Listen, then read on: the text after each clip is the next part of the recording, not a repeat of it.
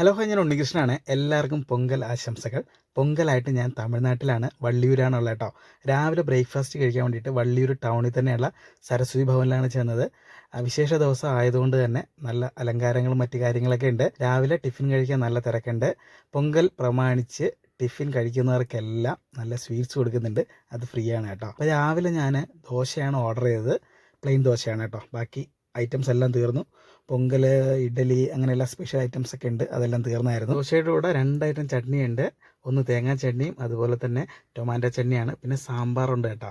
നല്ല സ്വാദുണ്ടായിരുന്നു. ചട്നി എല്ലാം ലാവിഷാണ് കേട്ടോ. എന്ന് വെച്ചാൽ തമിഴ്നാട്ടിൽ ഇപ്പോൾ ഒരുപാട് തേങ്ങയുണ്ടല്ലോ. തമിഴ്നാട്ടിലെ തേങ്ങയാണ് നമ്മുടെ കേരളത്തിലോട്ട് വരുന്നത്, അതുകൊണ്ടാവാം. സാമ്പാറുണ്ട്. സാമ്പാർ അടിപൊളിയാണ് കേട്ടോ. ഞങ്ങൾ വള്ളിയൂർ വരുമ്പോഴെല്ലാം ഈ ഒരു ഹോട്ടലിൽ നിന്നാണ് ഫുഡ് കഴിക്കാറുള്ളത്. അതുകൊണ്ട് പ്രത്യേകിച്ചൊന്നും പറയാനില്ല. പിന്നെ ചായക്ക് 25 രൂപയാണ്. അപ്പോൾ അങ്ങോട്ട് നോക്കണ്ട.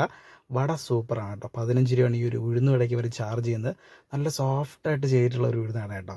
പ്രത്യേകിച്ച് തമിഴ്നാട്ടിൽ വന്നിട്ട് വട ഐറ്റംസ് ഒക്കെ കഴിക്കുമ്പോൾ പ്രത്യേക രുചി തന്നെയാണ്. ഇന്നത്തേക്ക് ഇത്രയേ ഉള്ളൂ. അടുത്ത വീഡിയോ കാണാം കേട്ടോ.